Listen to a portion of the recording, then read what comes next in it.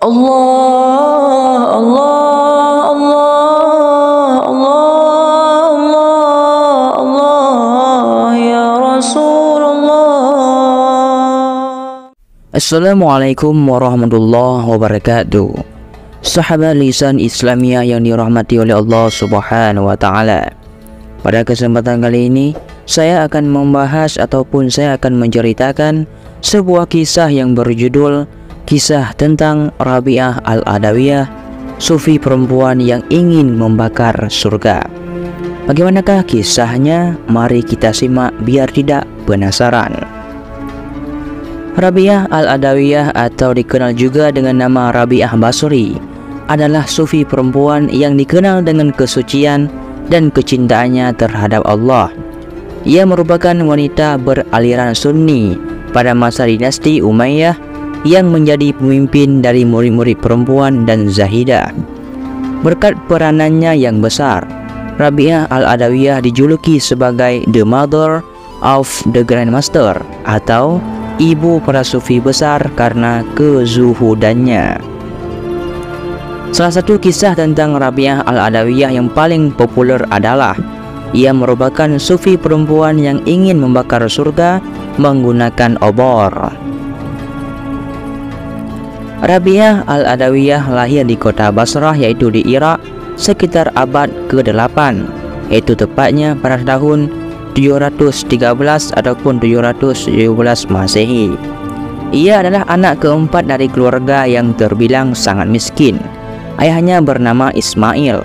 Ketika malam menjelang kelahiran Rabi'ah, kondisi perekonomian sang ayah sangat buruk sehingga ia tidak punya uang dan penerangan untuk bisa menemani istrinya melahirkan. Beberapa hari kemudian setelah Rabi'ah lahir, Ismail bertemu dengan Nabi Muhammad dalam mimpinya. Di dalam mimpi itu, Nabi Muhammad SAW mengatakan kepada Ismail untuk tidak bersedih karena Rabi'ah kelak akan tumbuh menjadi seorang wanita yang sangat mulia. Sejak kecil, Rabi'ah sudah dikenal sebagai anak yang sangat pintar dan taat beribadah. Beberapa tahun berselang, ayahnya yaitu Ismail meninggal dunia, yang kemudian disusul oleh sang ibu, sehingga sejak kecil Rabi'ah sudah menjadi yatim piatu.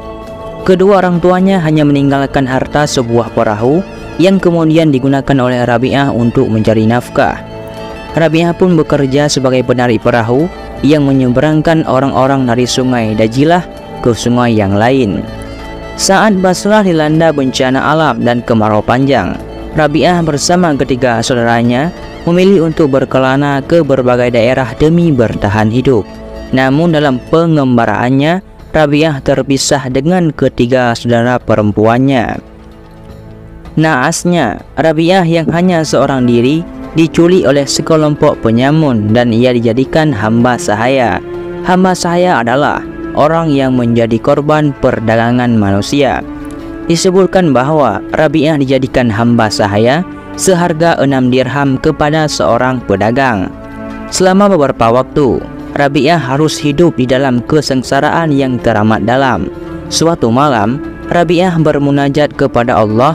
Apabila dapat bebas dari perbudakan ini, ia berjanji tidak akan berhenti beribadah kepada Allah Subhanahu wa taala.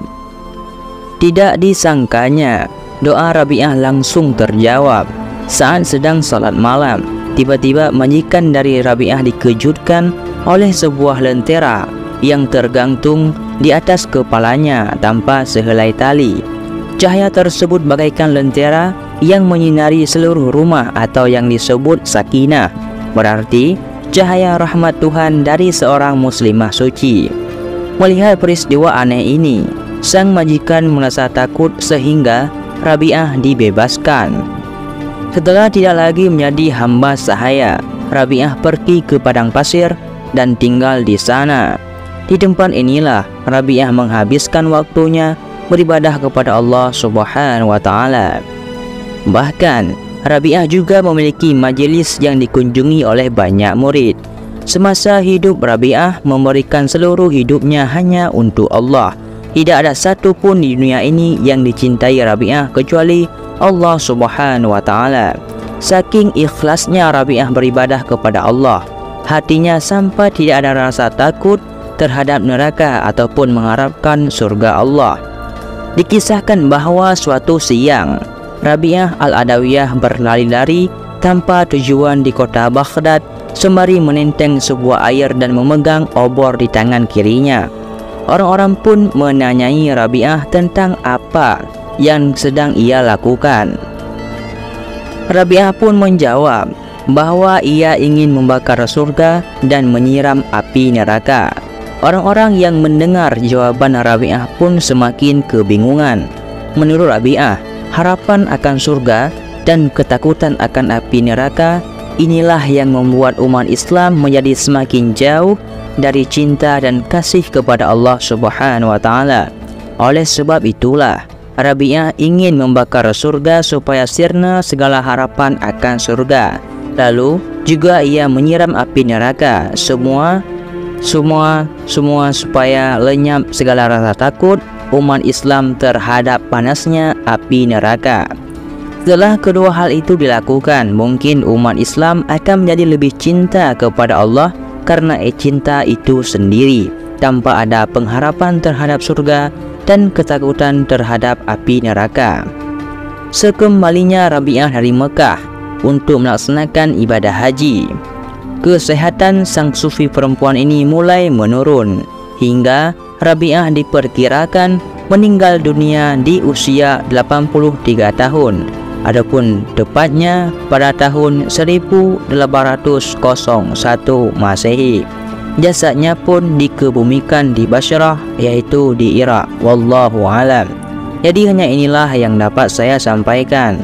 Mudah-mudahan bermanfaat bagi kalian semuanya. Saya akhiri, wallahu alam bisawab. Assalamualaikum warahmatullahi wabarakatuh. Allah, Allah.